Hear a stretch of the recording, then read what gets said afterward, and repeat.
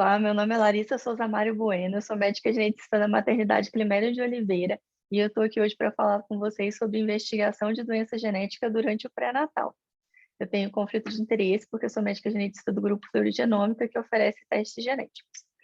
Bom, essa aula ela surgiu a partir da ideia do boletim do Telesaúde, que a gente soltou em fevereiro, com a minha participação e com a participação da Gladys Reis de Oliveira, que é telereguladora de enfermagem do Telesaúde Bahia.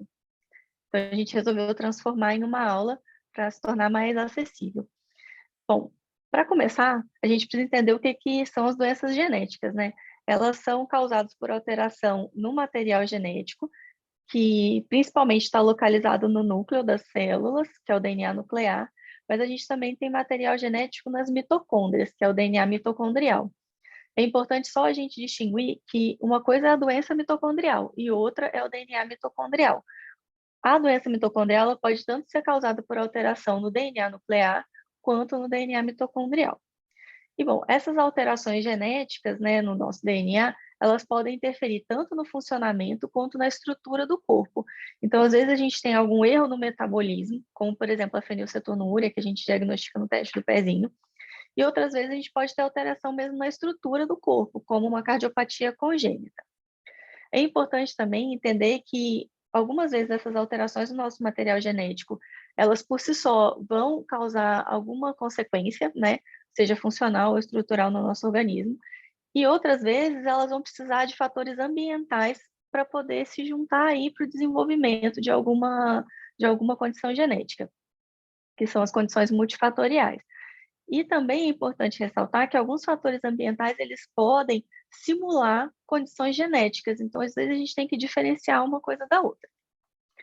De acordo com o Sistema de Informação de Mortalidade do Ministério da Saúde, ocorreram 1.397 óbitos fetais no estado da Bahia por malformações congênitas, deformidades e anomalias cromossômicas no período de 2009 até 2019, sendo a segunda causa de morte.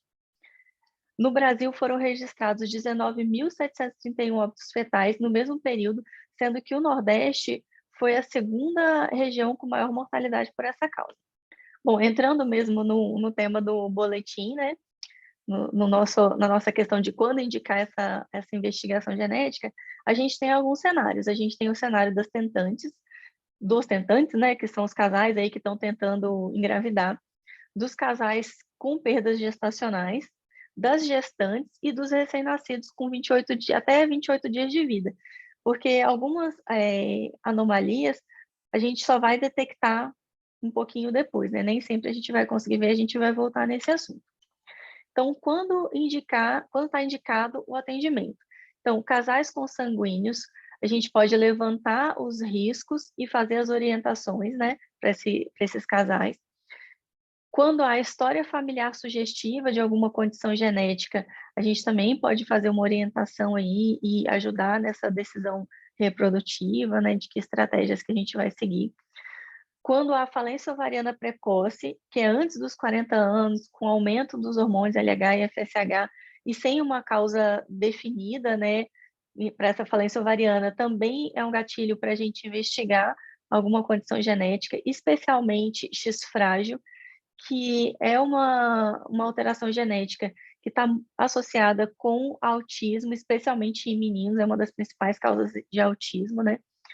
Infertilidade, que é falha em conceber após os 12 meses tentando engravidar sem medidas de anticoncepção, sendo que nas gestantes, né, nas tentantes aí um pouco com idade um pouco mais avançada, esse período de 12 meses a gente às vezes encurta um pouquinho para poder investigar, né? História de perdas gestacionais com 3 ou mais abortamentos, né, abortamentos de repetição. Algumas vezes a gente investiga em certas situações até com menos tempo, né, com 2 perdas. Perdas relacionadas a anomalias congênitas, quando foi detectado a anomalia congênita já ali no pré-natal, ou logo depois do nascimento, e perdas associadas a condições genéticas em gestação anterior. Então, não necessariamente vai ter uma malformação, né, no bebê, mas às vezes se faz algum exame diagnóstico que chega a essa conclusão. Então, isso também vai requerer aí um aconselhamento genético. e certas alterações de pré-natal, né, nos exames de pré-natal, como é o caso da translucência nucal aumentada, que está associada não só com a síndrome de Down, né, que é o mais classicamente conhecido, mas também com algumas outras alterações genéticas e até mesmo com anomalias congênitas, por exemplo, cardiopatia congênita, com uma certa frequência, leva ao aumento da translucência nucal. Algumas vezes não é possível identificar as doenças genéticas no bebê durante a gestação.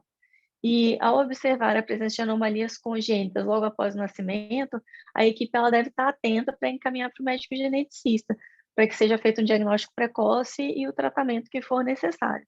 É muito comum os casais que estão nessa situação, né, acompanharam no pré-natal e não encontraram nada. Depois o bebê nasce com alguma anomalia congênita, pensar assim, poxa, houve um erro durante o meu acompanhamento do pré-natal, mas é diferente, a gente vê o bebê e a gente vê indiretamente o bebê, porque na hora que vai fazer, por exemplo, um ultrassom em relação à gestação, tem a pele, todos aqueles tecidos, o útero, o líquido, até chegar no bebê. Então, não é a mesma coisa fazer um exame diagnóstico com o bebê dentro da barriga e depois examinar o bebê quando ele nasce.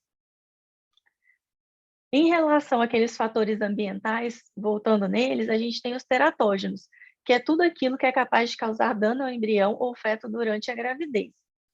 Então, os teratógenos, muitas vezes, a gente vai ter que diferenciar de alguma condição genética. E aí, nessa questão, como eles muitas vezes causam anomalias congênitas, então o médico geneticista, ele está muito apto a trabalhar nesse processo de investigação e de diferenciação. Então, ele é o melhor profissional quando se suspeita de teratógenos. E quando houver alguma dúvida sobre teratógeno, nós temos o CIATES, né, que é o Sistema de Informação sobre Agentes Teratogênicos. A gente tem aqui na Bahia, no Complexo UPS, e a gente tem também em alguns outros locais aí no Brasil. E esse sistema, ele pode ser utilizado, assim, pelo profissional de saúde para poder consultar se tem alguma correlação, né, em relação a isso, mas ele também pode ser utilizado por qualquer pessoa.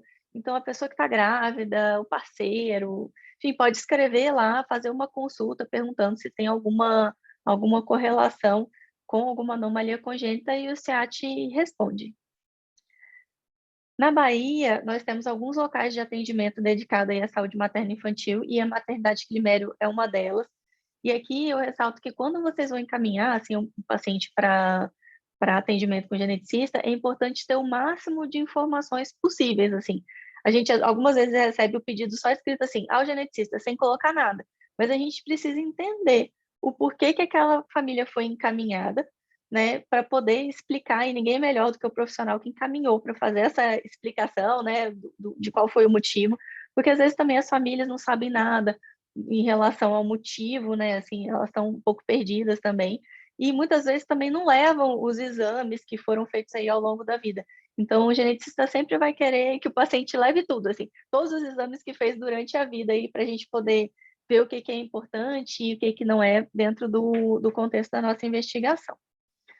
Essas aqui foram as referências que eu utilizei, caso vocês desejem mais estudo, né, mais informações.